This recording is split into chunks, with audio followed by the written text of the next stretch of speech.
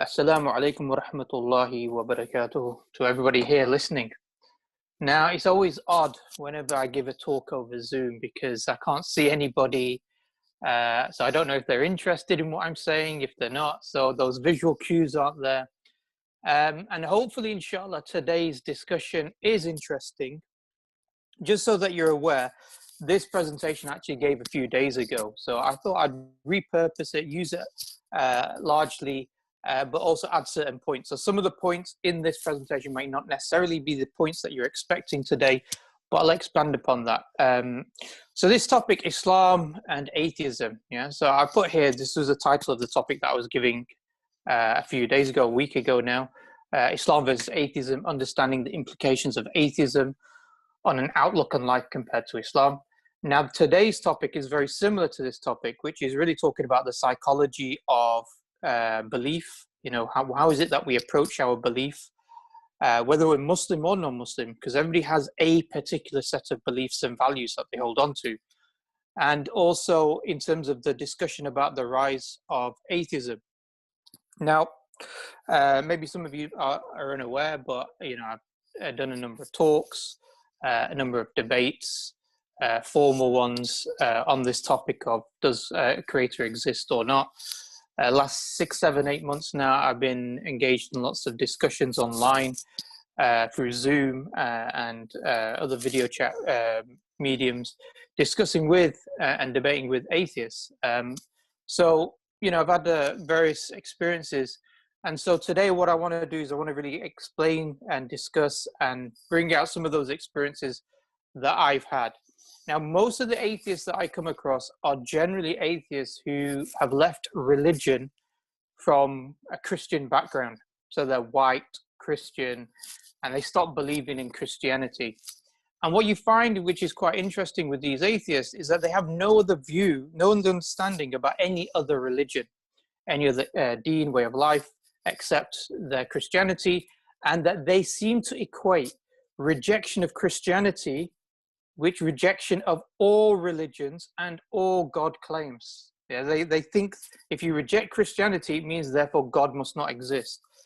And so when they come across and I start discussing with them about Islam, how we approach our belief, how we approach our discussion about belief in the Creator, Allah subhanahu wa ta'ala, to be honest, they've never really heard this, which is surprising.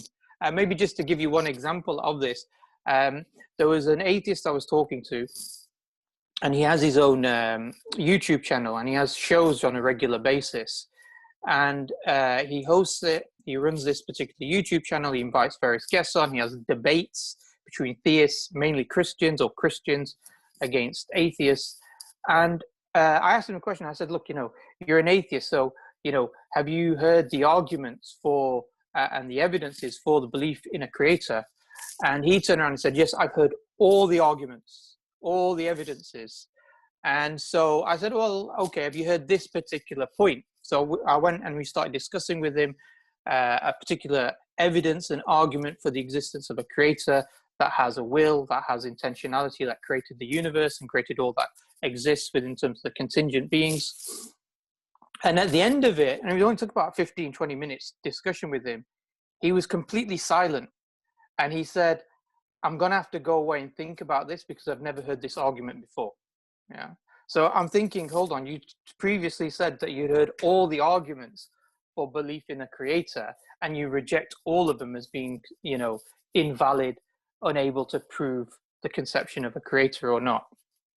And yet, after a 15-minute conversation with him, he's in a position where he can't answer the point, and it seems quite reasonable in terms of what we discussed today, or what I discussed with him at that time. So I'm not going to go through the evidences today because I think that's next week's session. So we're going to talk about that in more detail, but I want to talk about a few things in terms of atheism and its particular implication. And I think it's really important to understand that. Before I talk about that, you know, we need to talk about, is there a rise in atheism? And I think according to various statistics, they say the number of atheists varies between 200 to 600 million. So it's still a minority. not, unexpectedly, the largest number of atheists exist in China and Russia. And I'm sure you're probably thinking, why China and Russia? Or some of you may be, but some of you also may realize that China and Russia both had long years under communism. China still considered itself a communist country, and communism itself is predicated upon the fundamental rejection of any deity, any creator, any God, and that all that exists is matter. So the largest number of atheists are in China, Russia, and also obviously the Western states like Europe and America. And at the moment, the largest rise of atheism that exists is actually in Western countries of people leaving Christianity for atheism. So as an example of this, in the US in 2003, there was approximately 11% atheists. And then in 2018, that number had almost doubled to 21%. And at the same time, Christianity in the US declined by approximately 10% during that same period of 2003 to 2018. So what you're basically finding is that people are leaving Christianity and adopting atheism itself.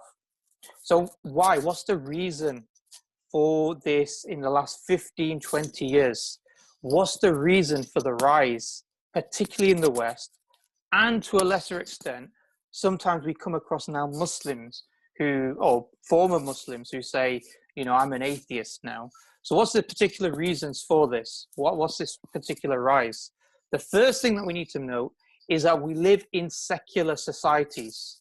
What does that mean? That means we live in societies in the Western world, primarily, you can see it quite evidently, but also across the world, that societies have relegated the importance of the Creator, Allah subhanahu wa ta'ala, and also religion, obviously we're here talking about Islam as Muslims, in societal affairs.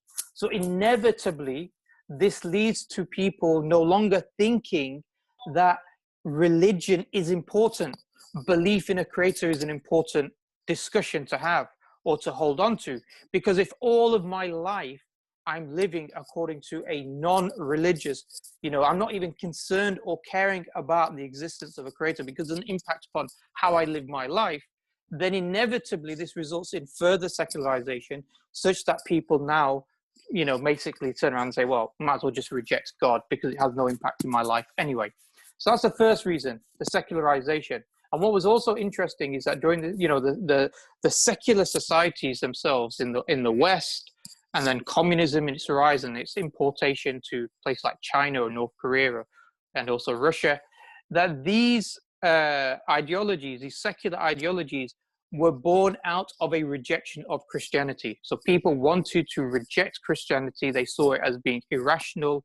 They saw it as being, oppressive, the church control over the state.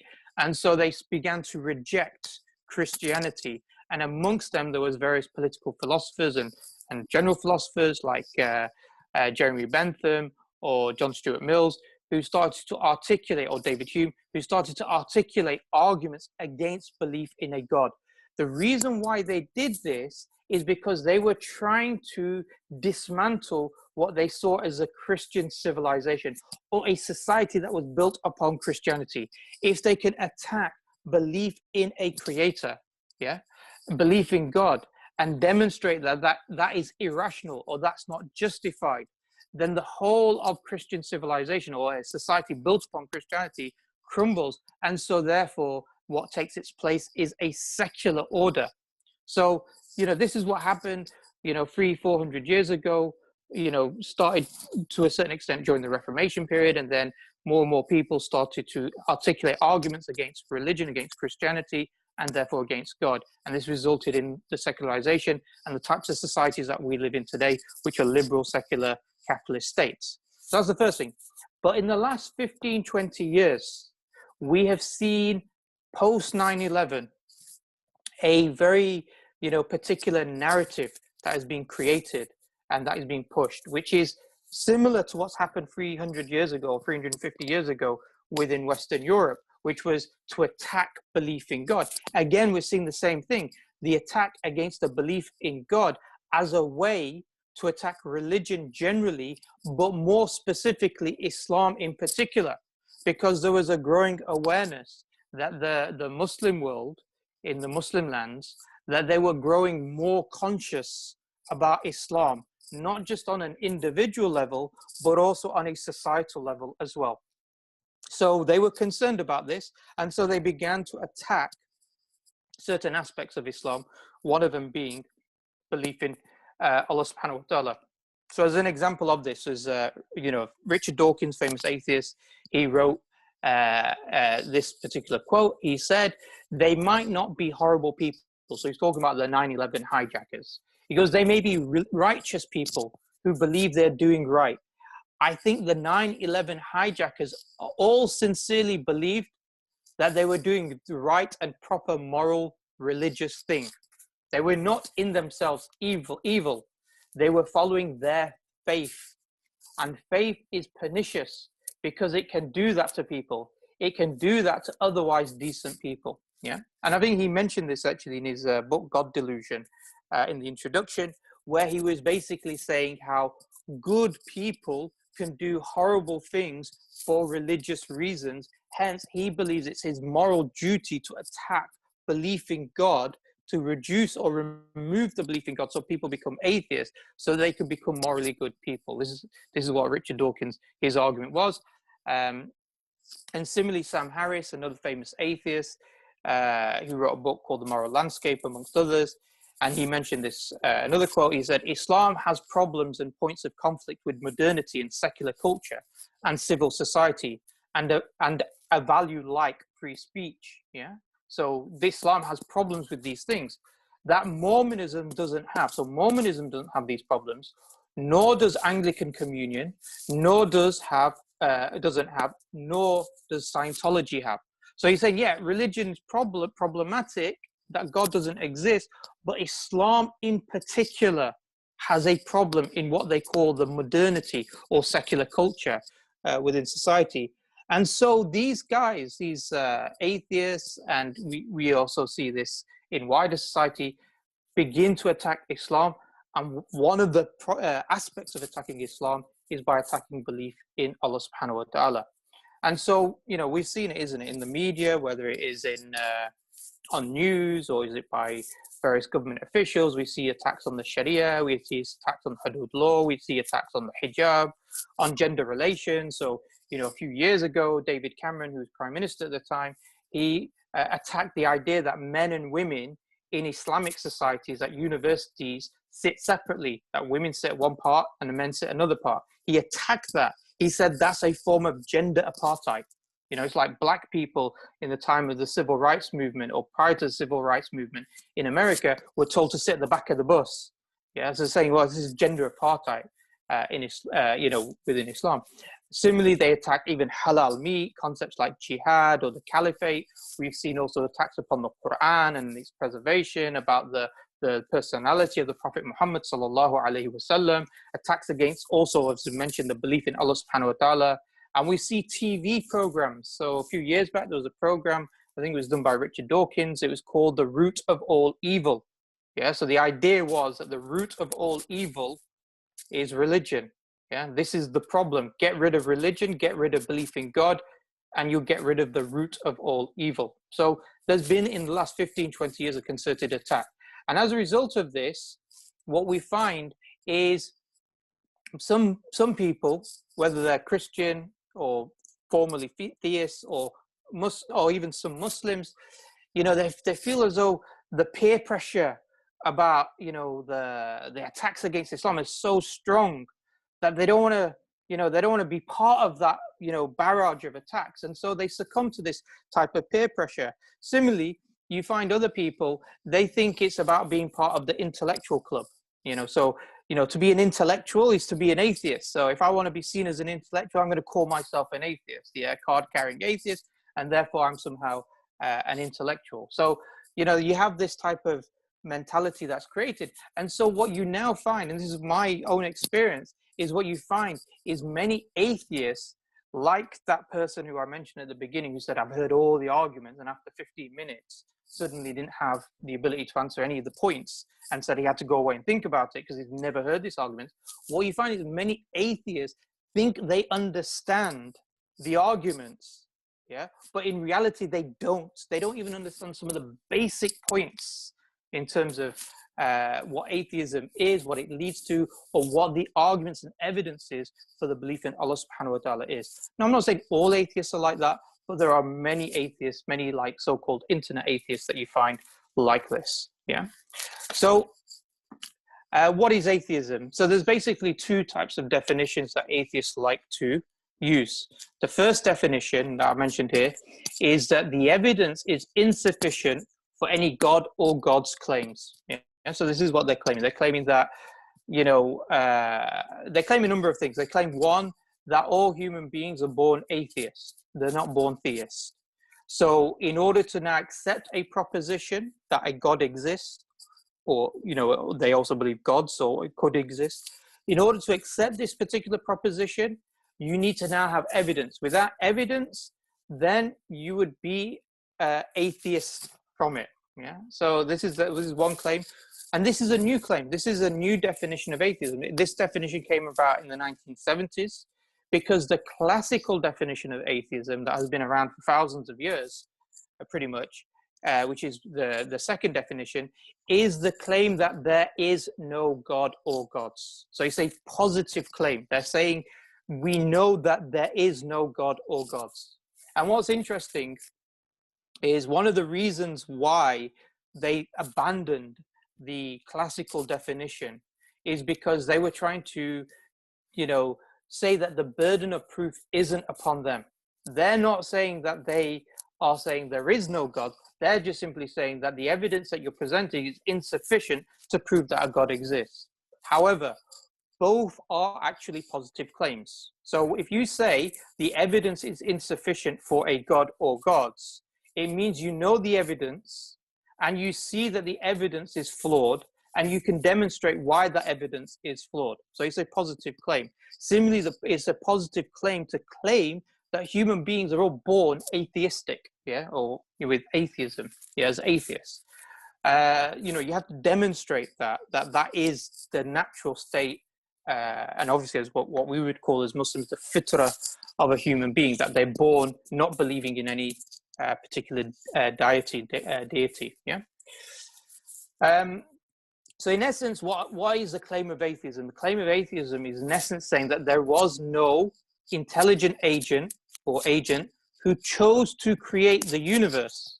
The universe, including humans, arose either from nothing or an internal natural process or processes. So they're saying we don't know.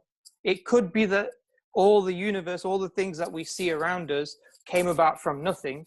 Could be the case. People like Lawrence Krauss, you know, he tries to argue this particular point. Or they will say that maybe it's an eternal natural process. So there's a famous physicist, his name is Roger Penrose, and he proposes this idea or this theory called conformal cyclic cosmology. Yeah? We don't have to go into the discussion about that now, but we'll maybe talk about some of these things in next week's session. So that's in essence, that is what they are claiming. There is no agent that chose to create the universe. The universe, including humans, arose either from nothing or an eternal natural process. So question is atheism under those definitions classified as a particular worldview or ideology? Does atheism tell us anything about how to live our life? Yeah. Does it give us how to understand civilization? Does it give us an understanding about, you know, our moral views? Yeah, our actions in life? The short answer is no. It's not a worldview in that definition of a worldview. It doesn't bring about a particular civilization. Yeah. But, and this is really important, atheism does have some key implications. So there are certain things that atheism results in, and this is really where the focus of my discussion is going to now address. What are those key implications? And here I'm not really going to be arguing whether this proves God or not. I'm not really arguing that. I'm just simply saying these are the implications of atheism, and these are quite serious implications to what it means to be actually a human being. Yeah. So what does it mean to be a human being? Yeah. So we would say that human beings are special. And even if people want to say, oh, human beings are not special, we can say human beings have certain unique qualities. Yeah. So what is a human being? So we say human being is made of matter, but also a rock is made of matter. So, you know, we human beings are made of material. A rock or a tree or whatever is made of material as well. So, but we are made of something. Secondly, is unlike rocks, we're considered life or living. Yeah. So we are living things. We're not, you know, dead matter like a rock. But similarly, again, a bacteria would be classified as a living thing, a living organism like a human being. So yes, we're made of matter, we are living, but we also have a third thing regards to us. We have these drives, these instincts. And one of these instincts, so, you know, we see other animals have drives. So you see animals that, you know, if they get scared, they have the flight or fight response. You know, they procreate, you know, they have survival instinct, they have a procreation instinct. But one thing that's unique, special about human beings is that we see sanctification instinct. Which basically just means desire to revere, a reverence, yeah? And we'll discuss that in a bit more detail later on in terms of what does that mean.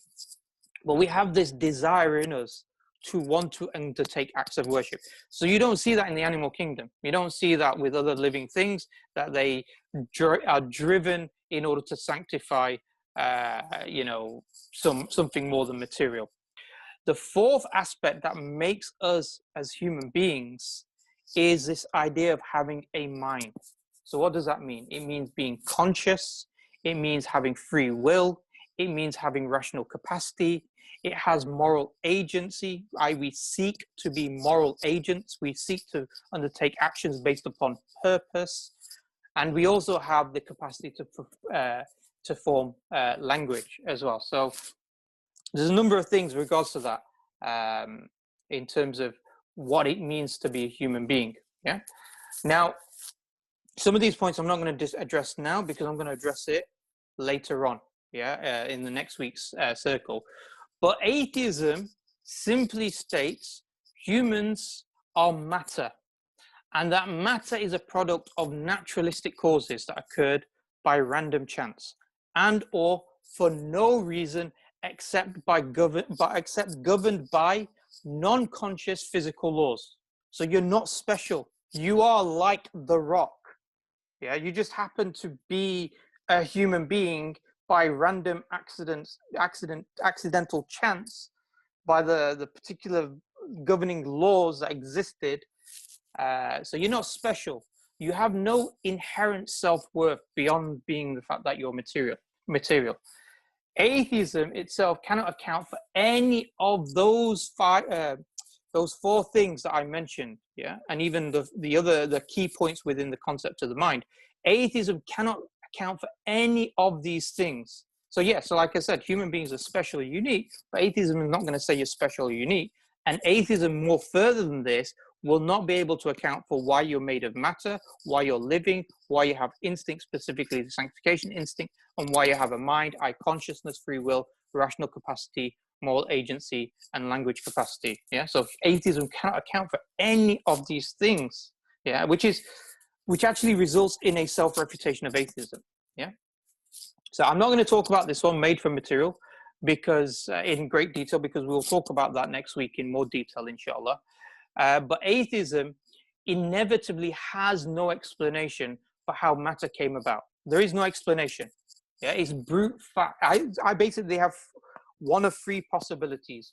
One possibility is matter just exists by brute fact. Yeah, brute fact basically means that there is no further explanation as to why it exists. Yeah, so for example, some people talk about the laws of thermodynamics as being brute facts. They just exist. We don't have an explanation why energy cannot be created or destroyed. We just accept that's the reality. We don't have an explanation as to why entropy always increases. We just accept it as an explanation, or you know, as a reality that has no explanation. It's a brute fact. Yeah. So they don't have an explanation. That's the point. If you're appealing to a brute fact, you're just appealing to no explanation. Secondly, is that they will either appeal to an infinite regress, yeah, and I will talk about that more next week. And also, The third aspect that they'll appeal to is basically magic. Yeah? So that's matter coming from nothing. The universe arose from nothing. There was no cause for it whatsoever. Now, as Allah subhanahu wa ta'ala, He mentions in the Quran al-Kareem, He says, أَمْ خُلُقُ مِنْ غَيْرِ شَيْءٍ أَمْ هُمُ الْخَالِقُونَ. Yeah, He says, were they created by nothing? Or were they themselves the creators? Or did they create the heavens and the earth? بَلَا يُقِنُونَ. Nay, but they have no firm belief. So this denial or this inability to explain where material comes from, yeah, the appeals that they, the fact that they have to have brute facts or an infinite regress or universe coming from nothing, all of this demonstrates that they have no firm foundation. They cannot even account for what the physical material that makes up a human being. Forget about the rest of it, but we'll talk about the rest as well. So the third aspect, so the second aspect is, can atheism account for how life arose? Now, some people who are clever and tuned in will say, but this argument seems like a God of the gaps or an inductive argument. Now, it's not. I'm not using this to prove God of the gaps. I'm simply explaining that atheism, holds certain implications, and those implications have no foundation and evidence for them whatsoever. So what is that? Atheism holds that life ultimately arose from non-living matter, what we call abiogenesis.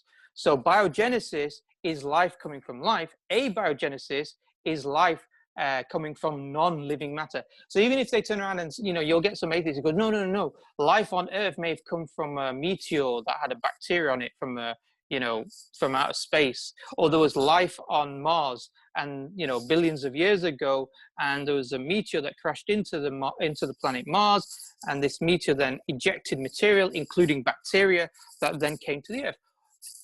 That doesn't really explain where life comes from. That's just putting it, going back a step.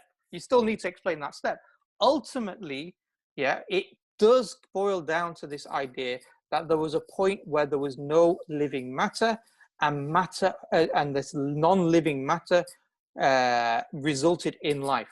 Therefore, atheism adheres to the belief it sees as certain. By the way, all atheists believe this, abiogenesis. There is no evidence for it.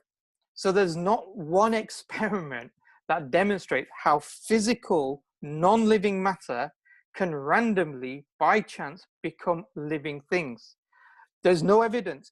But that doesn't mean that atheists are saying, well, we're agnostic about it. Because if you're agnostic about whether living things can come from matter, non-living matter or not, then ultimately what you're saying is that you're agnostic about belief in God, because the only other explanation would be that there was some foundational, necessary living being that created life. So Allah subhanahu wa ta'ala mentioned in the Quran al-Kareem, He says, say to them, Allah gives you life, then causes you to die, and then He will assemble you on the day of resurrection, about which there is no doubt, but most of mankind know not. Allah subhanahu wa ta'ala is affirming that life is given by life that human beings have, life that we see around us, is ultimately given by Allah subhanahu wa ta'ala. So this point about abiogenesis is a really interesting point. Like I said, when I talk to atheists and they turn around and say, we only believe what we can see, what we can experience, what we've got data for, what we can test.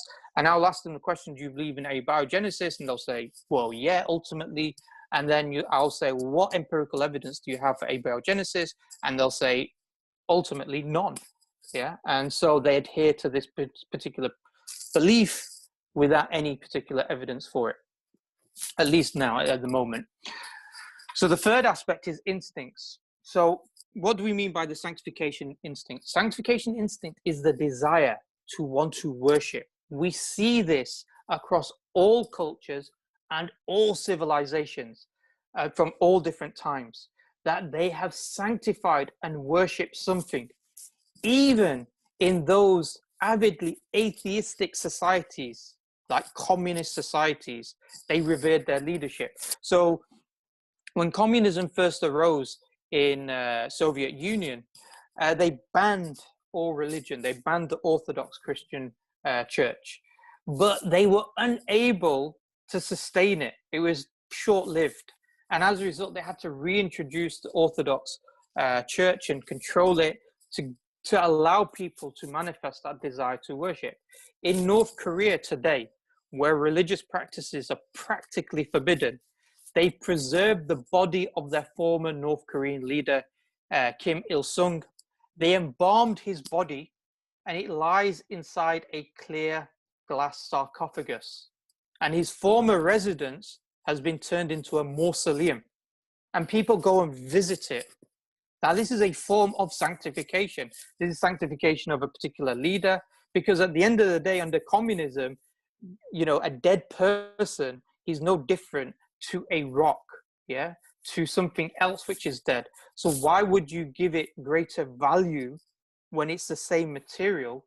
The reality is they're giving it greater value because of this sanctification, this desire to revere and worship.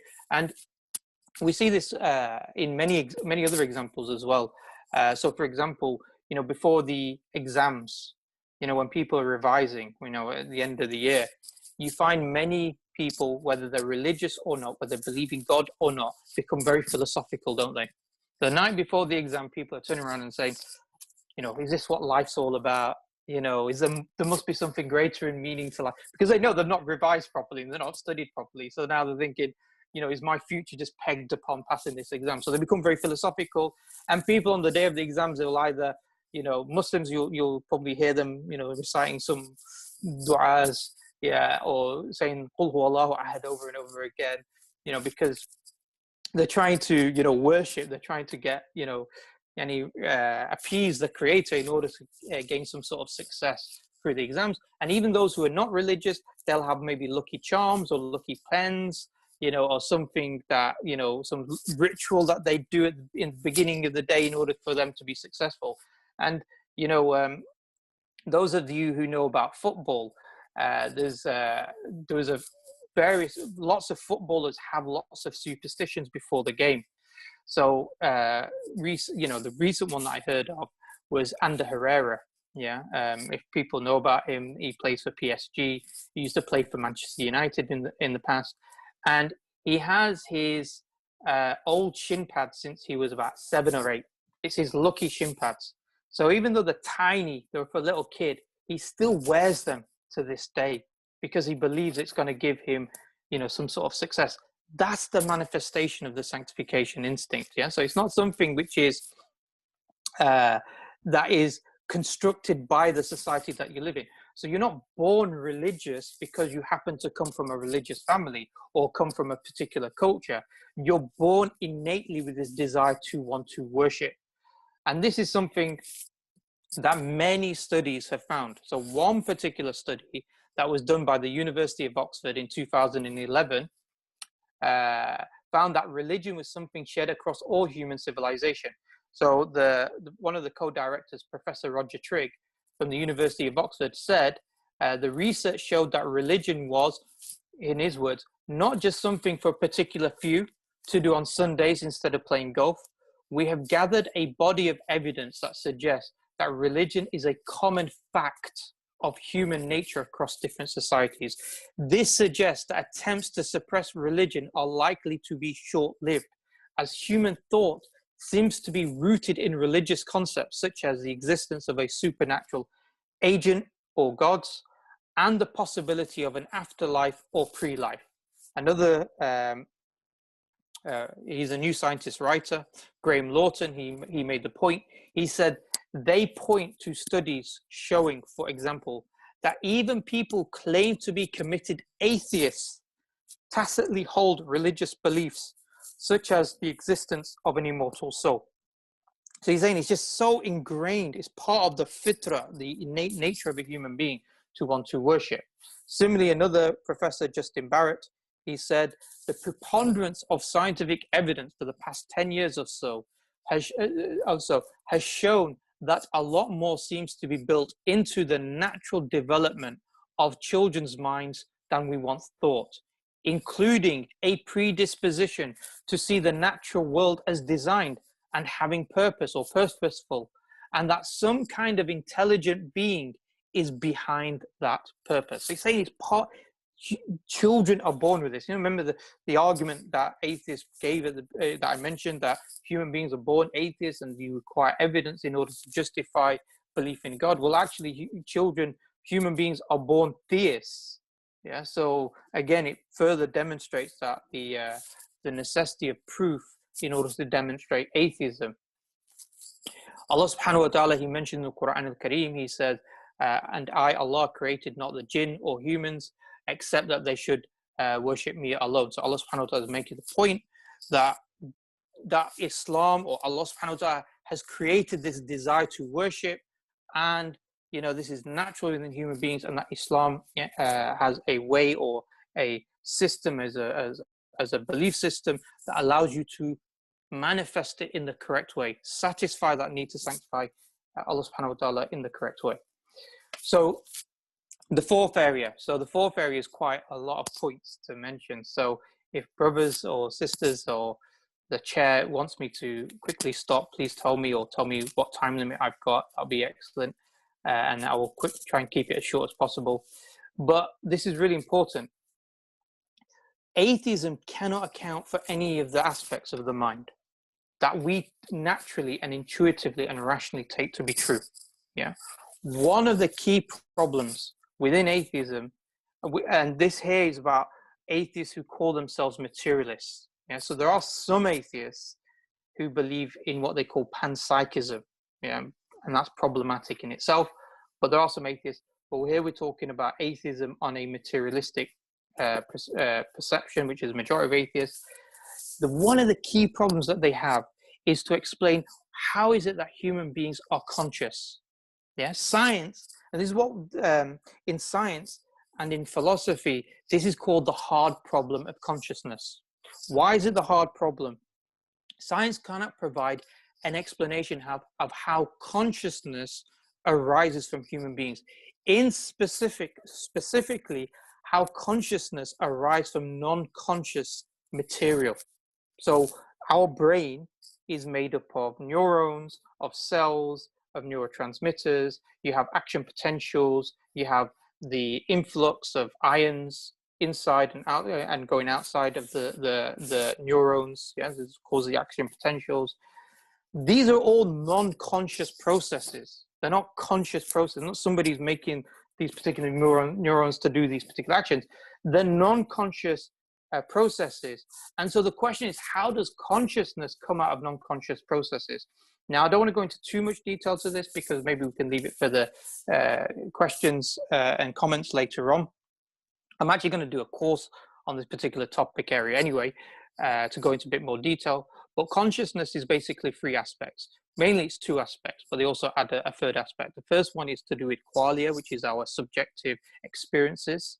And that subjective experience, consciousness, is a first-person subjective experience. So when I look at, for example, this can of Coke, which is in my right hand, and I see it as red, yeah, my experience of red is first person. How you experience the color is different. It is your first-person subjective experience. There's nothing in the can, nor in the light that reflects off the can, that defines how it should be experienced, but yet it's experienced in a particular way. Science is a third-person objective analysis, which means science looks at things not from my experience of a subjective reality, but rather tries to quantify and reduce that experience into something that's quantifiable and measurable, a third-person objective experience. There's a problem of trying to bridge that particular gap. They can't bridge it in that particular way. So that's to do with qualia. The second aspect is to do with another concept in consciousness, in conscious theory, called intentionality, which is to do with how you think about something. I don't want to go into too much detail. Maybe we'll leave it for the questions and comments later on because of the time. But consciousness, even at this moment in time, cannot be explained. Hence, there are different theories of consciousness. One of them is called panpsychism, and this is by a professor called John Searle. And what panpsychism believes is that all things, he says that you can't explain how non-consciousness produces consciousness. It's a in principle problem. Yeah. Therefore, the solution to this problem is to believe that consciousness and material exist at the same time in all things. So this can is conscious. Yeah, it has material and consciousness. Yeah. We are therefore material and also have consciousness. So this is called panpsychism. Atoms and electrons are conscious. So he says we take this just simply as a brute fact of science, that we just have to explain it because there's no other way of explaining how consciousness arises. So we just have to accept that consciousness just exists with no explanation in all things, including this kind of code. That's called panpsychism. And some professors in philosophy actually hold on to this. Another one is a professor called Donald Hoffman. Professor Donald Hoffman believes that consciousness has to be taken as primary, as the foundation, and that material comes as a result of consciousness. Again, he explains that this hard problem of consciousness cannot be explained by saying that material produces consciousness. So his solution is to say consciousness produces material. Yeah. So this did not exist until I was consciously aware of it.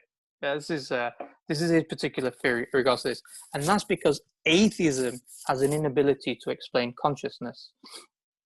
So this is a quote that I got. It says, which just summarizes the points. Why on earth should all those complicated brain processes feel like anything from the inside? Why aren't we just brilliant robots, capable of retaining information, of responding to noises and smells and hot saucepans, but dark inside, lacking an inner self? And how does the brain manage it? How could 1.4 kilograms of lump, moist, pinkish beige tissue inside your skull give rise to something as mysterious as the experience of being that pinkish beige lump and the body to which it is attached? Yeah, so it just summarizes that point.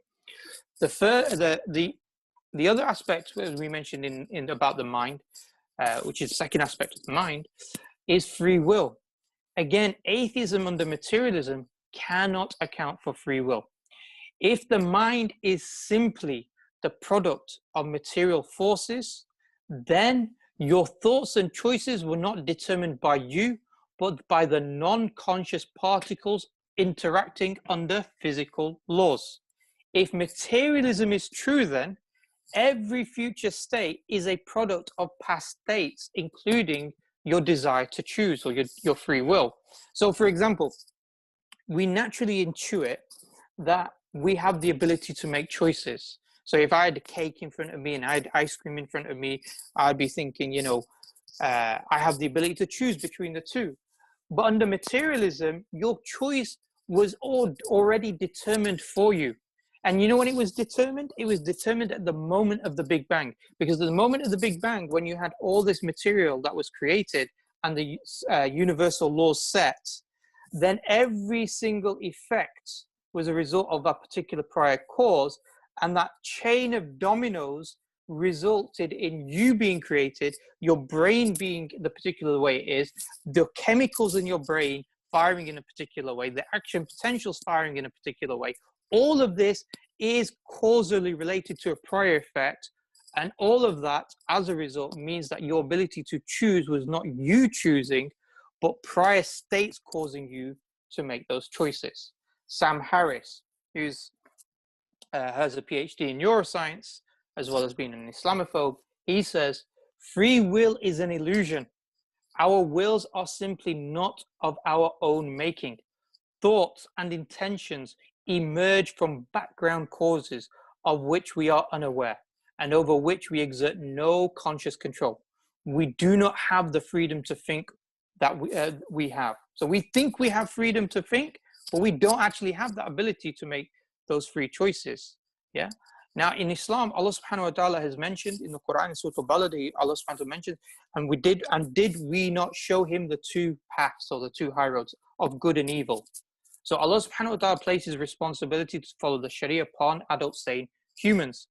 And we know also from Hadith of the Prophet ﷺ, the pen is lifted from free people, a sleeping person until he wakens, a child until he becomes an adult, and an insane person until he regains his sanity. The whole idea is that in Islam, we recognize people have responsibility over the free choices that they make.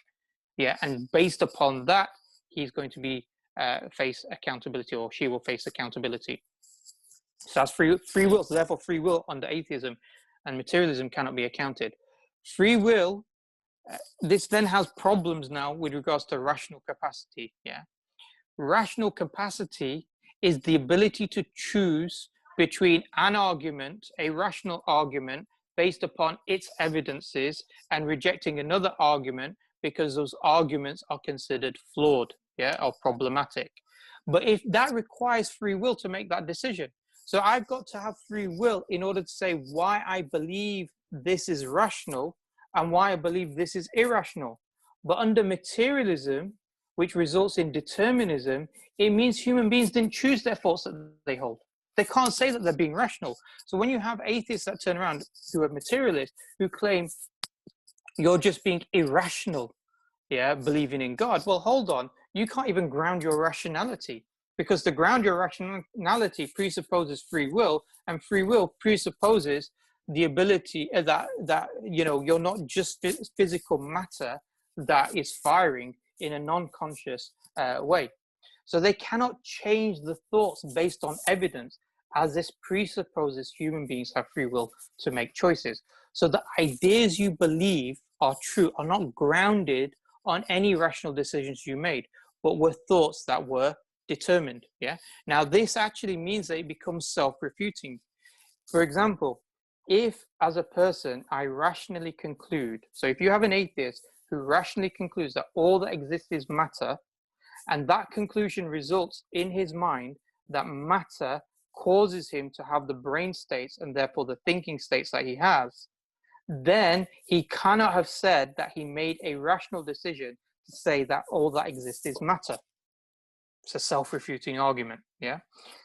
You know, if you want me to repeat that point in the Q&A, we'll talk about that later on. Whereas Allah subhanahu wa ta'ala says, no, you do have rational capacity. Allah subhanahu wa ta'ala says, you know, indeed, inna fi khalqis samawati wal ard, indeed, in the creation of the heavens and the earth, and the alternations of the night and the day, li'ayati lil ulil albab. These are indeed signs for men of understanding, for people of understanding, people who have thought, have rational capacity. So Islam affirms what we naturally intuit, yeah, what we naturally accept, that we have rational capacity because of this.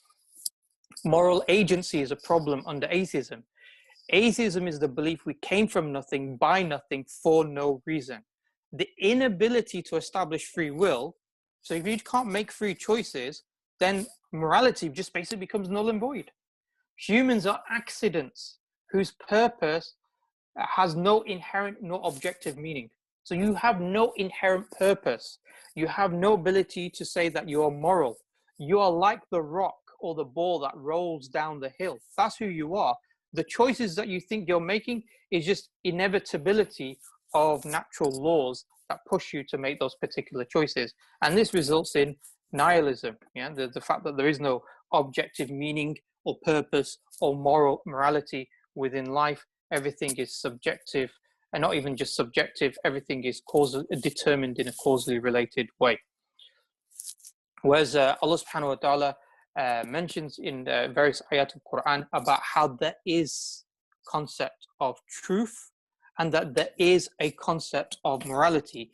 Our morality is taken, the desire to want to be moral is taken from following what Allah subhanahu wa ta'ala says in the Quran, like in Surah Al-Baqarah, where it says, Kutiba alaykum al-qital, ordained upon you is fighting, even though you dislike it, and it may be that you dislike a thing, but it's good for you, and there may be a thing which is that you want or you like, but it's bad for you. Allah knows and you do not know. Yeah. So Allah subhanahu wa ta'ala, this is where we ground our morality in the unlimited, infinite creator who knows everything and knows how the creation should act better than the creation itself. Yeah. So this is how we ground our morality. So in conclusion, and I know I've gone through some of these points relatively quickly just because of the time, but in conclusion, atheism not only doesn't tell us how to live our lives, so it's not a basis of how to live our life. Belief in Allah subhanahu wa ta'ala and the belief in Islam tells us how to live our life. It is a foundation for a civilization. You want to talk about civilization, establishing civilization? The foundation for civilization starts and rests upon belief that Allah subhanahu wa ta'ala exists. Because only through the belief in Allah subhanahu wa ta'ala existing can you account for matter, for life, for the fact that we have this instinct to sanctify, for the fact that we have a mind, the fact that we have consciousness, free will, the ability to make rational decisions, the grounding for morality, the grounding for purpose. All of this is grounded upon and established upon fundamentally the belief that Allah subhanahu wa ta'ala exists. Atheism has no grounding for this, yeah, even rationality itself. Yeah, so therefore atheism is incompatible with human, our ability to make rational decisions, but also incompatible fundamentally to the human nature, what makes us unique and special and have inherent worth. Jazakallah khair. أقول قولي هذا واستغفر الله والحمد لله رب العالمين. I don't know if the chair wants to jump in or, Jazakallah. That's fine. Jazakallah so much, Ustad. That was a very interesting talk. I think a lot of us are quite submerged into all the detail, and I think we're just kind of trying to still manage, trying to manage the content and trying to understand it. But it was very interesting. Mohammed, are we going to do a question and answer now? Yeah, inshallah. I think we've got one question already. So yeah, we'll start off with this one. So this first question is about, so we got a question from one of our brothers. It's about predestination. So my question is about free will from an Islamic perspective. If God is all-knowing and He's in control of everything, doesn't it contradict the idea of free will within Islam? So if Allah wills something and mankind wills something else, whose decision goes? And would I have free will if Allah decides otherwise? Yeah. So, firstly, we have to accept this idea that under materialism there is no free will. There is no free will. Yeah. So we'll address the issue of the theistic argument for free will, but under materialism there is no free will. So there is no ability to justify it. That's why many materialist atheists are determinists, even if they argue that another theory of free will is to do with compatibilism, but compatibilism is just basically reduces down to determinism. You don't make choices. The fact that you're making a choice is actually determined through prior causes, and so they still say that human beings, quote unquote, are making choices, but in reality they're not. That's compatibilism. It reduces back to determinism. In terms of the Islamic perspective, and the arguments for free will, or the arguments that says that an all-knowing creator doesn't impinge upon human free will, well, we need to understand two things. Having knowledge of what's going to happen in a future event is not causative of that future event. Yeah. So, for example, if I watch a football match live, I don't know what the score is going to be, what's the result. My knowledge or lack thereof has no impact upon what's going to occur to the football match. Now, if I watch a football match or any sports match where in a replay and I already know what the result is, so I recorded it, I'm rewatching maybe the highlights or whatever it is, match of the day, whatever. Now, in that situation, I know what's going to happen. Now, my knowledge of what's going to happen means that the result, the conclusion won't occur outside of my knowledge. But still, the knowledge of what's going to happen is not causative of the result. So nobody would say the fact that you're watching the replay highlights of, a football match is the result, is the cause of the result of that football match. Yeah. So nobody's going to say that. Yeah. So you have to understand that, yes, things won't happen outside of Allah's knowledge, but it doesn't mean that Allah subhanahu wa ta'ala is determinant upon your action. So that's the first question. Hopefully that's dealt with.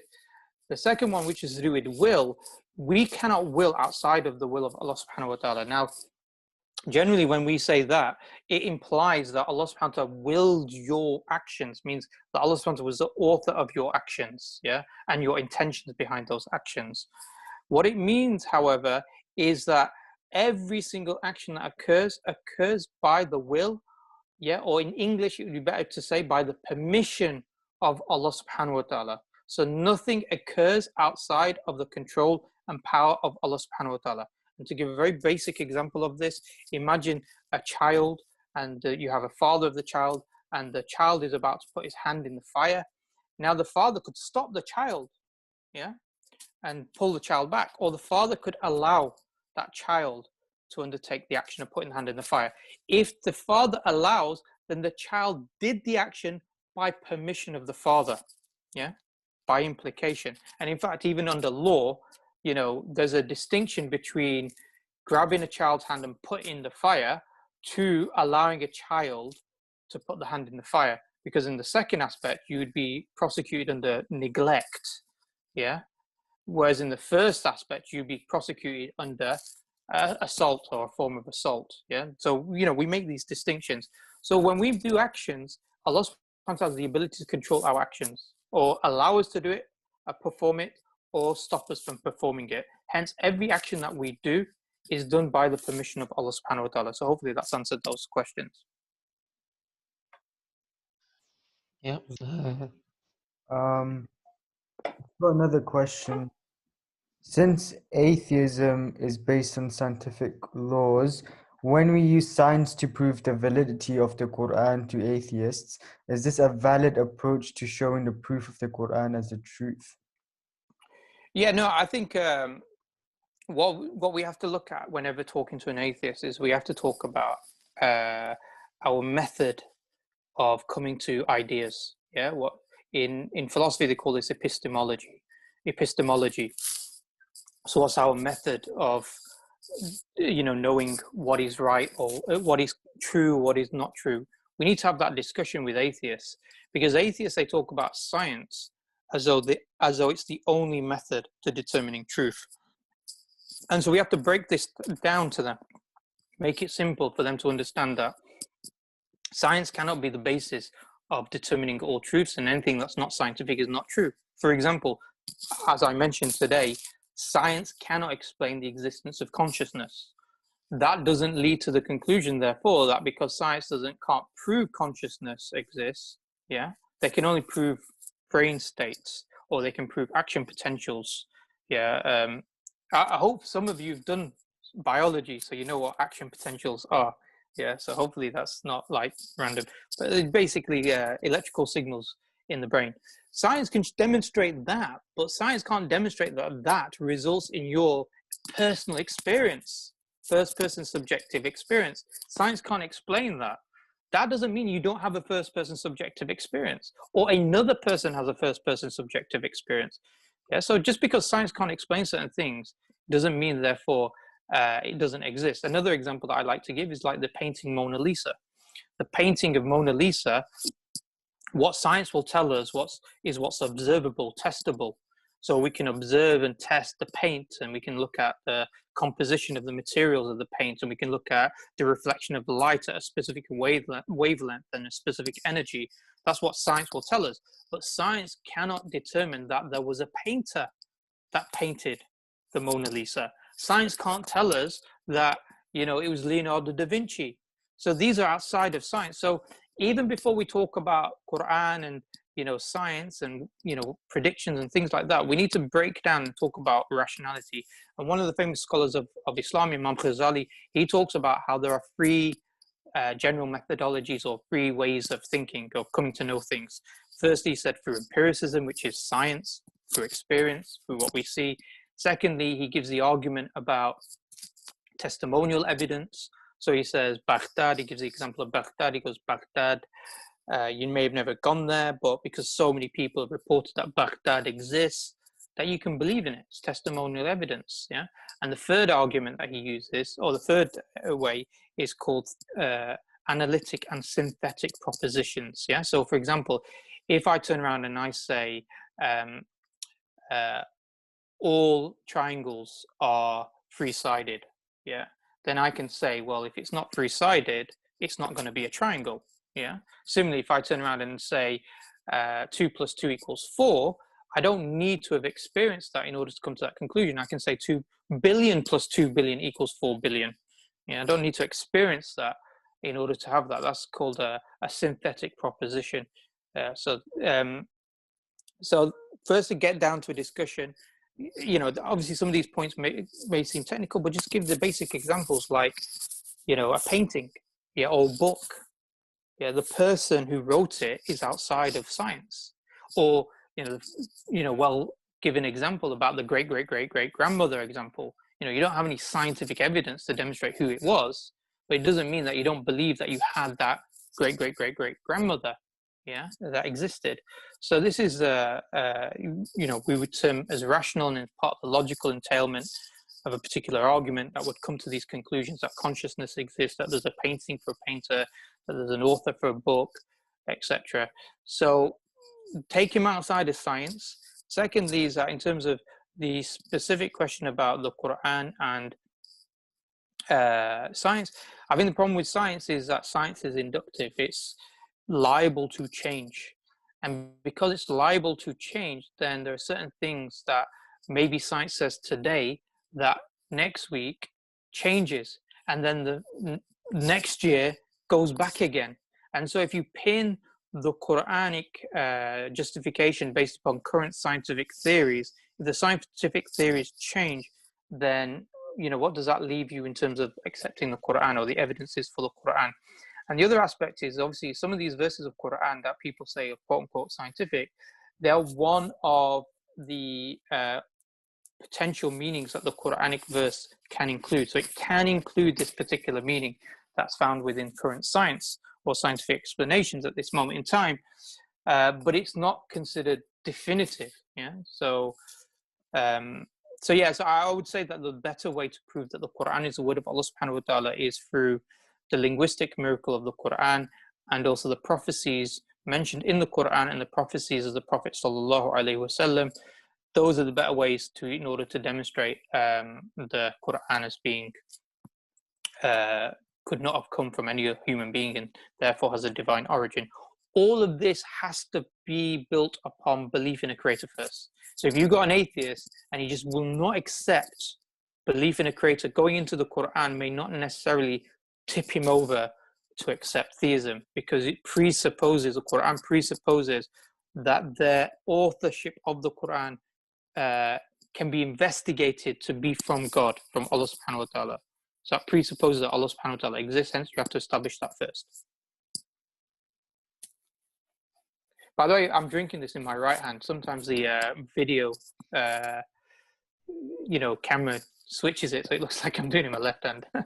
The next question, question about the fitrah, inshallah. So it says might be unrelated, but with the idea of human nature leading to worship, could that be something evolution related? For example, as to how owls change color in order to survive in their environment, could it be that with how long religion has lasted, we have evolved to naturally incline to pray? Yeah, it's a good question. And the way, sorry, is that the question over? Yeah, that's the question over. Yes. Cool. So I had a discussion with one atheist, and I went and I discussed the evidences for the belief in a creator. And in Arabic, say wajib al-wujud. In English, you say necessary being. Yeah. So argument for necessary being, the argument for necessary being that this necessary being requires intentionality. So this creator isn't just some material that always exists, but rather is something that always exists, is self-sufficient, but chose to create, had intentionality behind creating. So I explained this to this person, and then I explained to the person, I said, look, if that's the case, then this nature in all human beings, to want to worship, is not incidental. So I said to him, even if you want to go down the evolution argument, that evolution created this sanctification instinct, because even if you want to get that, the fact is you now accept that the creator exists, and that the creator is a necessary foundation for all all limited things. I was going to say all contingent beings. So all contingency means things that possibly could exist, but requires some explanation as to why they exist in that way. And that explanation is the creator. Allah subhanahu wa ta'ala created it to be that particular way. So Allah subhanahu wa ta'ala created the universe, the laws of those universes, the matter that exists. So even if you want to argue that we evolved, that evolutionary process did not take place outside of the will and intentionality of the creator, of this creator that we established. So you now have this sanctification instinct. And now when we went into a discussion about how every culture, in every time, people have always wanted to worship, you know, it's natural. And he agreed. He goes, yeah, it is natural in all human beings that they want to worship.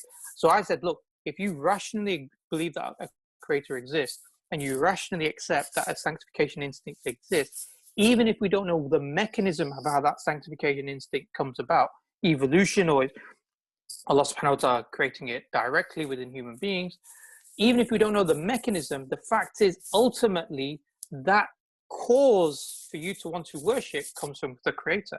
So I said, what's the natural conclusion from that? And the natural conclusion would be that we would seek out worship of the creator, and we would seek out a message from the creator on how to worship.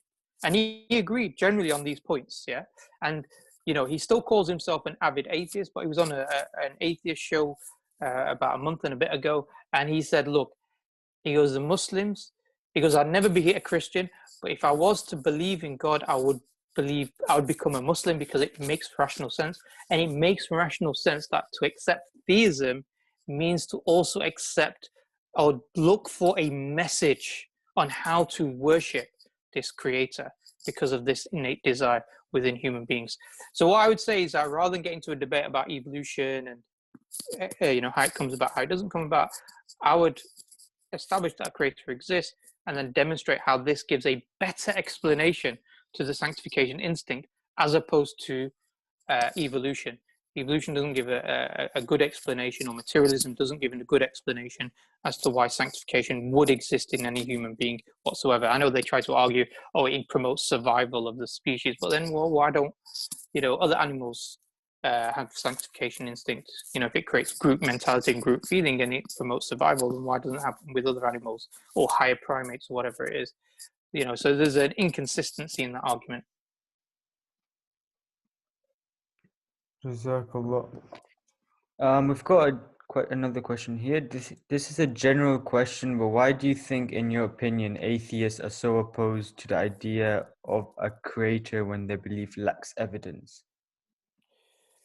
I think one reason, as I mentioned at the beginning, is because of the rejection of Christianity. Yeah, so for them, it's like, you know, we don't like, you know, obviously it doesn't take a rational genius to realize that Christianity has some logical problems around the issue of Trinity. Yeah, and a lot of atheists recognize this as major problems in terms of, you know, the Father is God, the Son is God, the Holy Ghost is God. The Father is not the Son, the Father is not the Holy Ghost, the Son is not the Holy Ghost, but they're exactly one God. Yeah, it doesn't make, you know, rational sense. So, you know, a lot of them are rejecting Christianity. Yeah, they're also rejecting Christianity because they are adopting liberal secular morals, and they're adopting liberal secular values and morals because of the liberal secular values that they live in. So that becomes the way of viewing morality is the environment that they grew up in. You know, I had a discussion with one atheist, and, you know, we had this discussion about, you know, would he accept Christianity if it was proven to him that Christian God was true? And he said, no, even if the Christian God was proven to me to be true, I would not accept the Christian God. Yeah. In fact, the original question was asked by a Christian, but I engaged in the discussion with them as well. And he said the reason why is because of what the Bible says, particularly in the Old Testament. Yeah, he goes, it's very violent, very immoral. I don't agree with that morality. I don't believe in that type of God, and I wouldn't worship that God even if I knew that God exists. Yeah. So, so I started having a discussion with him about morality. Can morality be objectively defined? Can you objectively establish what is morally good, what is morally bad? And he agreed that morality cannot be objectively established. He agreed that morality is subjective and is influenced by the environment that you live in. Yeah. So I said, okay, so on what grounds do you have as a finite, limited being to deny worship of a God because you disagree with the moral precepts that this God has revealed? On what grounds do you have? And he goes, well, you know, yeah, but I just don't accept it. He didn't have an answer to it. And then he went on to say that he likes to debate other Christians, and that he likes to bring out the violent verses from the Old Testament and say, did Jesus do that? Did Jesus promote that? Yeah. And I said, why are you being so rationally inconsistent? That's not even a rational argument. Yeah. I say, from your own basis, you're saying morality is subjective. It's relative. You know, if you lived in Nazi Germany, you'd probably be gassing, you know, the Jews, because, you know, that was seen as moral at that time for that particular society amongst certain people. You know, would you accept that? Because if you accept that morality is subjective, then how can you criticize any religion based upon your personal subjective moral values, which you cannot ground on an objective foundation? Yeah, but he said, well, I do it because I want to, you know, I think he was saying, I just want to shake their confidence. And I said, look, it's not even a rational argument. Yeah, you're just not being rational. So, right, sorry, long point. Rise of atheism, a lot of it is to do with Christianity and the rejection of Christianity. A lot of it is to do with the adoption of the liberal secular values, as though it's the only values that exist. It's the universal human values. And so they adopt it. And what I've showed through this presentation is that atheism, if you go to its logical, you know, conclusion of atheism, you can't ground morality, you can't ground rationality, you can't ground, you know, consciousness, you can't ground being a living being. None of these things can be grounded under atheism. So, you know, for you to say, well, I'm going to reject a religion because I don't like this particular law.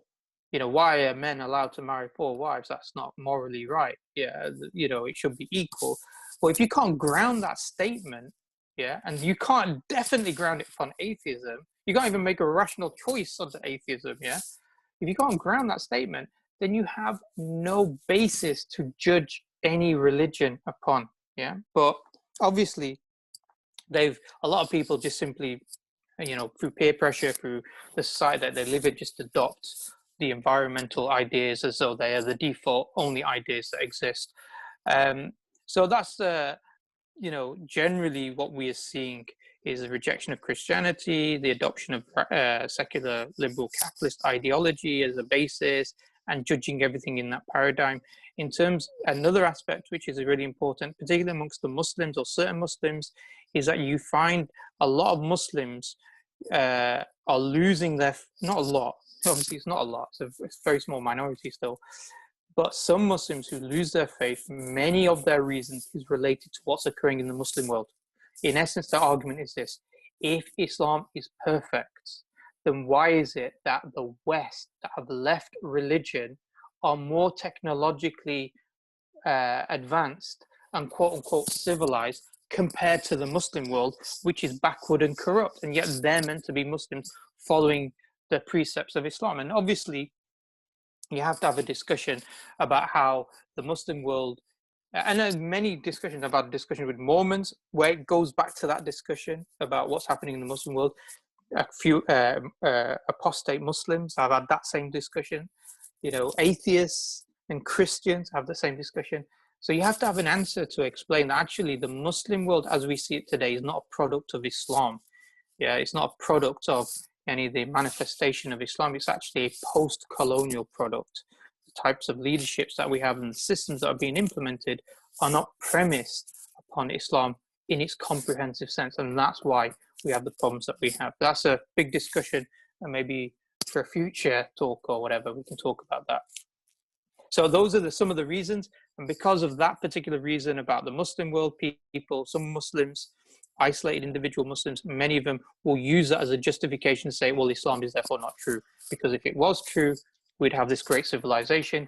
You don't have this great civilization, therefore it must mean Islam is not from the Creator, and therefore Creator doesn't exist either. Yeah.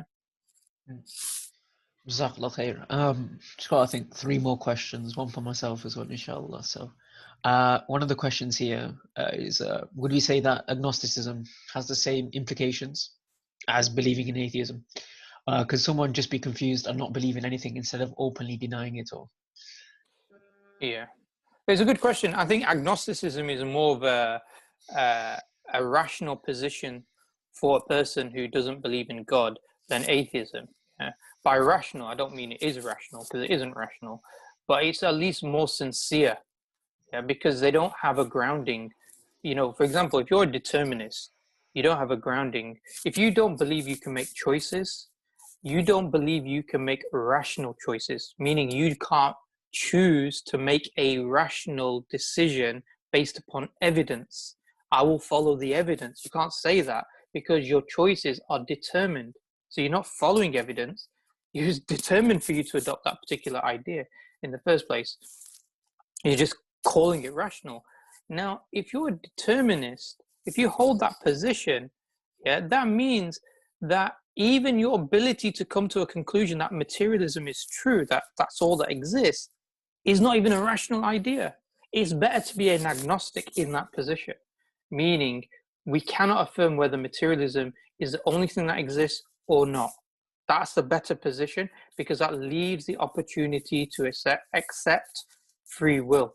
And in fact, the implication of materialism is no free will. So you'd have to reject the idea that materialism is all that exists, and that is the sufficient explanation for everything. Because if you have that position, you have to reject free will. So it's more better to be an agnostic in that perspective. But a lot of atheists today, like I said, it's about being seen as being part of the cool gang, the intellectual gang or intellectual club. I want to be an intellectual. I want to be like Neil Tyson deGrasse, or Richard Dennett, or Sam Harris. I want to be these types of people, because they're all like Lawrence Krauss. They're all cool science guys, and looking for evidence. And I want to be a science guy. Again, it's really interesting that I speak to a lot of atheists, and they quote things, like conformal cyclic cosmology, and they have no clue about physics. They have no clue about biology, and they're talking about as though, RNA can be synthesized from non-living material. And it's like, okay, so is that your explanation of abiogenesis? And they go, it is. I go, do you know how what is RNA? Do you know the different types of RNA? They don't know these things, but they're like, I want to be cool. I want to be part of, the intellectual people. That's why they do it. And so when you sit down and you thoroughly study the subject, and you understand the implications of atheism, and you sit down and talk to these people and you demonstrate these points, they have literally no foundation for what they're saying. I don't know if that's answered the point. We went on a bit. Inshallah. Just to follow up on that as well, from my own question, inshallah, it's just to go back to the title of this workshop today. It's the Rising Tide of Atheism. Often when we look at, obviously, in universities and things like that, people don't have faith, and I think latest census data, like 54% people don't ascribe themselves to a certain faith. I think what we see quite often, inshallah, we want your opinion because you're part of the greater dawah, inshallah. So what we see is some people just simply don't care. So we have a rising sense of apathy rather than actually and then sometimes what they try to do is, when you have apathy, they'll attribute, okay, we're rational because we believe in atheism.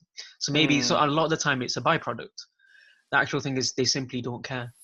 Where does that come from? So I think obviously it comes from this idea that whether you believe in God or whether you don't believe in God, how you live your life is based upon your own desires. So therefore, belief in God becomes relatively irrelevant. Before the secularization of Europe, what you found was belief in God and belief in religion defined how you lived your life and how the society ran.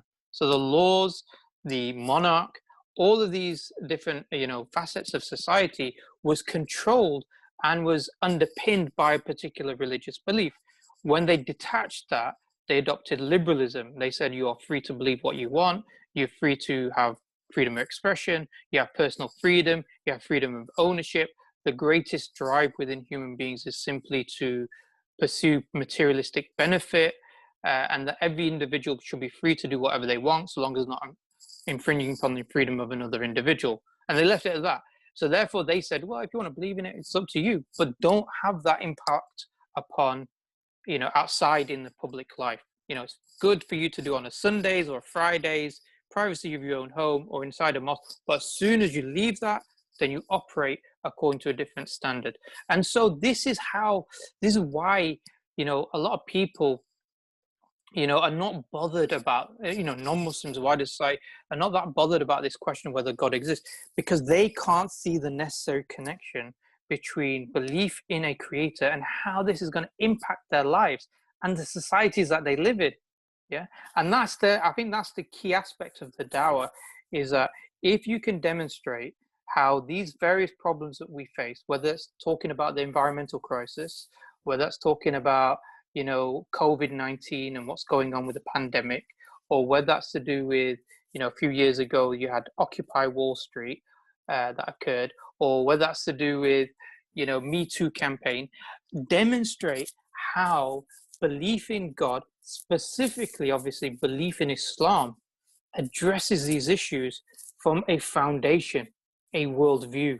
That worldview is built upon the fact that Allah subhanahu wa ta'ala exists and that Allah subhanahu wa ta'ala has a day of judgment. And that creates a unique worldview and has given us guidance that we follow. And this guidance covers all aspects of our life. It addresses the issue of the environment. It addresses the issue of the problem of the elderly. Yeah, it addresses the issue of, men and women, how they should interact and how they can overcome the over-sexualized nature of society. All of these things Islam does. And then suddenly the discussion about belief in God becomes relevant again. Yeah. So obviously today we've had a bit more of a higher level discourse in terms of, talking about consciousness and morality and rationality in relation to materialism and atheism. These are all going to have impact upon how human beings live, how the societies are. But some of these more practical discussions are things that are probably going to get people interested in, in terms of it affects them, they sense it around them. So I think about those topics, when you engage and talk to people, talk about, what's happening in the news, what's being talked about, and then demonstrate how Islam views it and how the problem is a cause or result of secularism, or is a cause or a problem of liberalism or atheism or materialism, that these things cannot answer the problems. They manifest it. As an example, really quickly, sorry to go on, but, the whole discussion about mental health is a really big discussion, especially in regards to young males between the ages of 18 and 35, that the highest rates of suicides is between these two groups. Why is it that in a society that's supposedly so rich, Britain is the fourth or fifth richest country in the world, yeah, that, there's so much technology and, entertainment industries and all these things, yet there is such high suicide rates, particularly amongst males? Why is there such problems in terms of, depression and anxiety? 1 in 5 people will suffer from depression or anxiety. Why is that? These are major issues of concern that people are talking about it. What's going on? This is where you can then start to talk about Islam. Islam understands human beings as a people who have these instincts, these desires, this mind that looks for objective purpose, that wants to be moral, that wants this desire to worship. Yeah, just like, if you deny people the procreational instinct, they're probably going to get very agitated. In the same way, if you deny or don't satisfy the sanctification instinct, you're going to get miserable people. Yeah. So we've got the ability to sort of bring these people to understand the importance of this question. And then you can easily bring the discussion about belief in Allah subhanahu wa ta'ala, belief in the Quran as the word of Allah subhanahu wa ta'ala, as, the acceptance of the Shahada and its relationship to these events and how it solves these various problems. Yeah. Just a little point onto that as well. Is it the case where that undermines, like this new movement or a sense of apathy across the world? Does that undermine the argument for the fitra that we all have natural disposition towards Allah, towards the Creator? Not really. I think what's interesting, what you'll find now amongst a lot of non-Muslims is this idea of being spiritual but not religious. I don't know if you heard this idea. So mindfulness, mindfulness, Yeah. where you control your breathing and you close your eyes and you meditate. Even Sam Harris, this guy who hates Islam and hates religion so much, even he talks about being spiritual and how spirituality is important, but under an atheistic paradigm. Yeah. So so it's not the case that what you find is that they try to say, yeah, it's not important religion, but then it keeps manifesting in different forms. Yeah. The problem is that they want to be spiritual. You get a lot of people who want to be spiritual, but they have this they have this, they've been conditioned to think that they should not be controlled. Yeah. God should not tell me what to do, but I want to be spiritual. That type of thing. So I'll be spiritual, but not religious, because being religious means I have to follow rules. I don't want to do that. We should be free. We should be able to do whatever we want. So they try to satisfy both aspects within themselves, but in reality, they're not satisfying the sanctification instinct properly. And by doing what they want to do themselves, they're not actually going to lead to happiness or tranquility. The nature of human beings wants and desires to worship, which means to submit to Allah subhanahu wa ta'ala. That's our natural state of a human being, not just Muslim, a human being. And, sometimes you have to make an intellectual argument for people to experience that or understand that. Other times that they have to sort of live that experience in order to appreciate that point as well. Jazakallah khair. Last two questions, inshallah. We do appreciate your time. No problem. I know it's been about 1.5 hours this has gone on. So last two questions. What is the concept of new atheism? What's all that about? Yeah, so this new atheism is just this very aggressive, not only does God not exist, I hate God type of thing, na'udhu billah, yeah? This is sort of this very aggressive, attack. And the reason why they've gone down this aggressive route is because, for them, it's not about the sincerity of the argument, yeah, about having a rational discourse. For them, it's because they think that it's like almost like evangelical Christians, they're going around proletizing atheism everywhere. You're wrong, you're an idiot, you're stupid. And they come out with some stupid arguments. Honestly, most of these neo-atheists or new atheists, that you come across, even like the Dawkins and the Harrises and the Lawrence, they come out with some stupid arguments, yeah?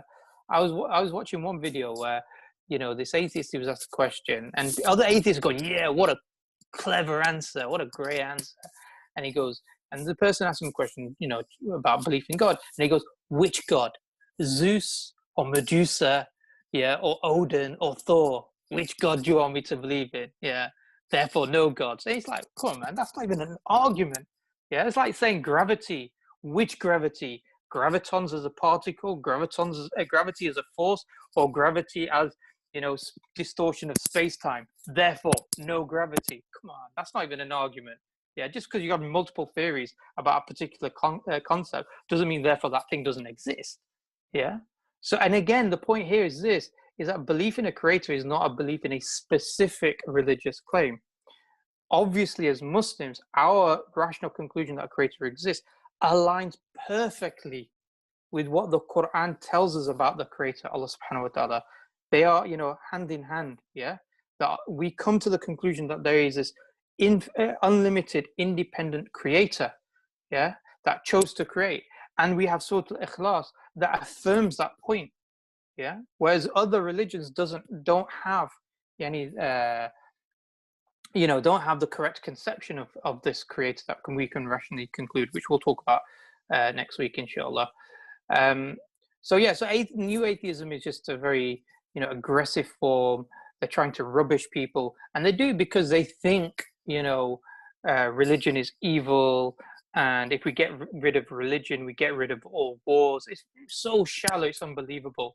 It's like, hold on, communist Russia, communist China, tens of millions of people died as a result of communism under an atheistic paradigm. Even if you want to turn around and say, okay, forget about communism, let's look at secularism, capitalism. You've got the invasion of Iraq, you've got the invasion of Afghanistan, you've got drone strikes, yeah? So you've got nuclear weapons that were, perpetrated against the people of Japan by Americans in World War II, World War I, World War II. These are not religious wars. These were wars fought for secular, non-religious reasons. In fact, there was I'd have to find the particular quote or reference, but Encyclopedia of War, the person who wrote that, he analyzed all warfares and conflicts, and he said that only about, I think it was about 5-6% of all wars from human history, all the main wars and battles that have taken place from human history, a very small percentage of them was religiously motivated. The vast majority were for secular, non-religious reasons, even if they attempted to clothe it by saying there was some religious justification. The real motivation actually was for secular reasons. And so really, if you take away religion, you're not going to take away the real motivation for conflict. It's just going to be manifest under a different paradigm. Jazakallah khair. Last one, inshallah. Why do you think people tend to make the jump immediately from Christianity or other religions straight to atheism, as opposed to coming to the point of agnosticism and then further delving into other arguments? Yeah, it's a really good question, actually. And I was going to make this point earlier in the actual presentation. I think, this is my personal opinion, I think a lot of people who leave Christianity, who live in the West, they think Western civilization is peak civilization. It's the best. Yeah, anything Western is brilliant, and so there is a natural bias to anything which isn't Western. The very Eurocentric perspective of the world, and we see this, isn't it? We see this in our own experiences when we study, when we study history. It's always about quote unquote Western Europe, or if you're in America, you're talking about America after Christopher Columbus comes to America. It's very Eurocentric, Western-centric perspective upon the world. When aliens attack in movies, they don't attack, some African or Asian country. They're always going after America or the West, isn't it? Yeah, those are the main countries that they go. So everything seems to this perception that, anything that's not Western is just not worth even considering. Yeah. So if Christianity, which they perceive as being born out of the Western civilization, even though it wasn't, the Middle East, but even they perceive it as being part of or foundations from Western civilization, that if Christianity is wrong, and that's peak religion, that's the best religion out there, then that must mean all religions are wrong. In fact, forget about all religions are wrong. It must mean that all God claims are wrong. Yeah. And I mean, that's the mentality that a lot of people have. So that's why when like I said, it was really interesting when I started discussing with a lot of American atheists, and they were just like, it's quite funny because these American atheists, because there are Christians as well that discuss, the American atheists make it a point to say Muslims have a greater rational argument than Christians, and that if I'm atheist, I'm definitely atheist against the Christian conception of God, but not necessarily the Muslim conception of God. So there's an appreciation, but obviously, changing religion or belief systems is not just simply about changing ideas for a lot of people. When you're doing da'wah to people, it's not just saying, okay, I've got a great argument, I'm just going to give you this great argument. You have to build relationships with that person. You have to be around that particular individual. You have to change the atmospheres that person's involved in. And if you do that, then there's that more of a psychological acceptance to change. So conceptually, they might think that you're correct, but they may have those, psychological, emotional barriers to make that change because of the environments that they're in, that they feel uncomfortable, etc. And so major part of the Dawah is trying to change that environment of these people. That's why the success of Islam came.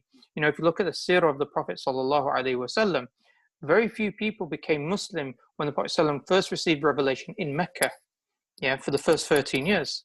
But after Medina, when Islam was established and Islam and the Muslims, were able to form this civilization and society, suddenly now you're seeing Islam within the next 10 years now knocking on the doors of the Byzantium or the Roman Empire and the Persian Empire within the lifetime of the Prophet sallallahu alaihi wasallam. And then during the Khulafa Rashidin, then you start to see the massive, rapid expansion of Islam and the numerous people that became Muslim because the environment changed. Now, obviously, from our perspective on an individual level, if you have somebody you're trying to talk to, build that relationship and connection with that individual. It's not just an argument that's going to convince him. It's about, being around them, trying to, help them, etc. And then when you bring the arguments in, they're more likely to feel comfortable in accepting those arguments and inshallah making that change.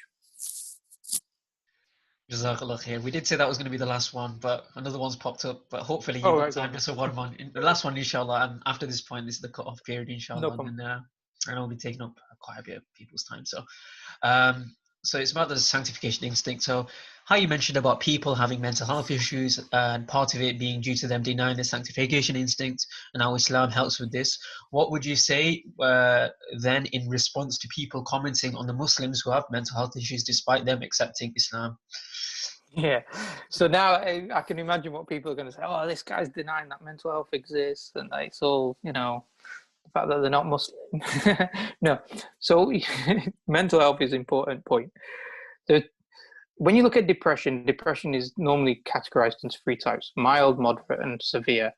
And there are certain, and also there'll be further two categories: reactive depression and non-reactive depression or chronic depression. Now, there's no denying that there is a biological aspect in certain mental health conditions. Yeah. So I'm not denying that there are biological aspects. So irrespective of what that person's position is, there may be certain biological factors that he has no control over and that nobody else has any control over, that is causing that particular person to feel the way that they are, and therefore they need medical professional help. Yeah. In fact, any depression, you need medical professional help, but certainly in terms of biological depression. However, there was a study that was done about happiness. Yeah, it was done by I can't remember. I think it's Goodwin. I'd have to check the name.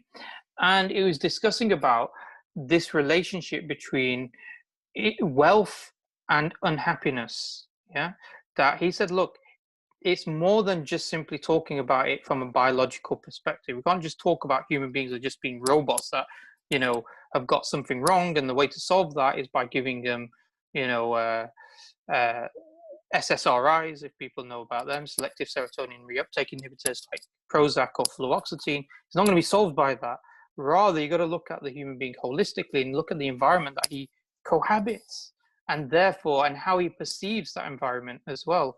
And what I'm saying is that as a result, when you start to understand mental well-being, yeah, in a holistic sense, then, and in this study it mentioned the point, he said people who had religious beliefs generally self-categorize themselves as being more happy, yeah, more satisfaction and more tranquility than those people who lacked a strong religious center.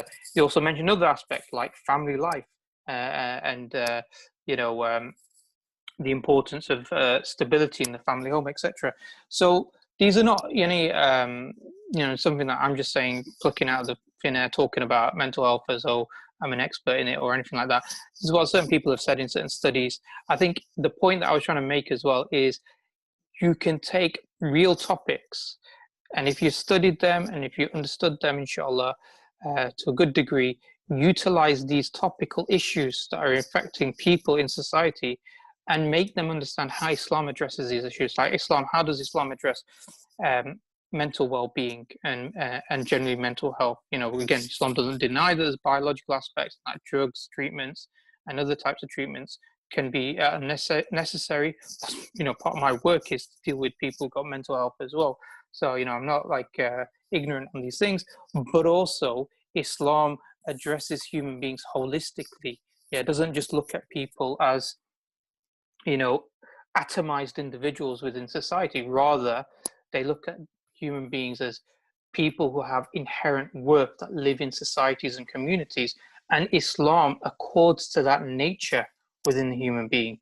Islam affirms things like family and family bonds and ties and the responsibility for that. Islam affirms the fact that you have a sanctification instinct that requires satisfaction. Islam has systems and rules related to the regulation of how to satisfy our survival instinct, desire to work and earn wealth, or procreation instinct, how to get married and how to, look after children and wider family bonds. So Islam has this comprehensive nature to create balance within a human being, and that's part of the thing that's being missed in today's secular liberal society world, where ultimately they can't even ground purpose or inherent value within one individual or one human being, irrespective talking about all these other aspects of human beings. That's why when we say Islam builds a civilization, this is what we mean, and why atheism has implications in terms of the outlook of a human being, but it doesn't have the ability to create a civilization, not like Islam.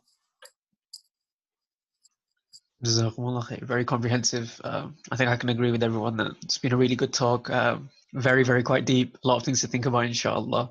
Have you got any sort of concluding remarks, any dua you'd like to make, just to close it off, inshallah? Yeah, so inshallah, there's a few. There's this course that I don't know if brothers are aware or sisters are aware that I did a course, not on this particular topic, talking about atheism and its absurdities, problems within it. But I did do a course called the Evidence Course that goes through, the discussion about these subjects, some of these subjects that we talked about, from proof of Allah subhanahu wa ta'ala's existence to morality to the proof of the Quran. So if people are interested, maybe I'll share the link and people can have a look at it. Originally, it was like a sign-on course that people had to sign on for. It was free, but it's been put up on YouTube. So inshallah, if people are interested and want to learn more, they can check that out. And I'll be doing this as maybe a bit more as a course, so I can go into the subject areas a bit more detailed, inshallah. And inshallah, Allah subhanahu wa ta'ala, grant us the understanding and the ability to adhere to the deen of Islam, to have our iman firm and strong. Bismillahir Rahmanir Rahim. Wal asr. Innal insana lafi khusr illa alladhina amanu wa amilu salihati wa tawasaw bil haqqi wa tawasaw bis sabr. Ameen. Jazakallah. I've actually I found a course and I've just attached it in the chat box. So if anyone wants to have access to it, is in the chat box. Cool. That's fine. So Jazakallah so much for your time. Very good understanding of today's topic. Just for a sneak peek, could you possibly tell us what you're going to be talking about next week? We're going to go through the evidences for God's existence. There's a lot to talk about in this topic area, and this is one of the problems, is that sometimes when you do a lot of reading and research in this particular topic area, have discussions, you want to talk about everything, but we're going to talk about some of the key arguments. Like one of the arguments called the contingency argument, another one's like limited finite dependent. We're going to talk about, could the universe perpetually exist in one form or another form, or does all the arguments result in the necessity of what we call a wajib al-wujud, or a necessary being, a creator, Allah subhanahu wa ta'ala. So we're going to do that. Yeah, that's going to be next week, inshallah. Okay, I think we'll just leave it there.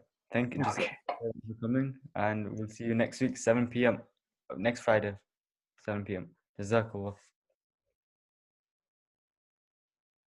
Assalamu alaikum wa rahmatullahi wa barakatuh. Alaikum assalam wa rahmatullahi. Mo, just stay behind. Yeah.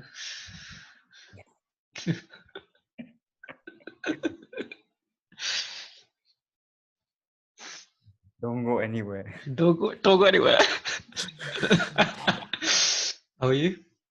Alhamdulillah. What about yourself? Alhamdulillah, bro. What were you teaching? GCSE? I was teaching university anatomy for medicine. Subhanallah. Who are you teaching that to?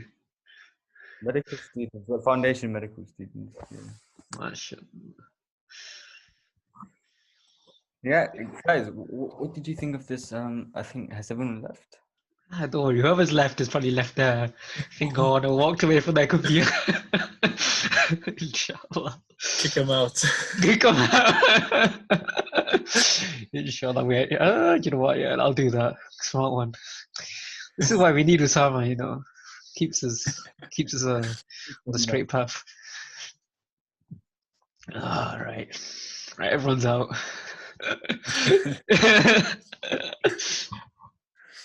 Let's go. How'd you guys find it? I thought it was sick, I thought it was sick.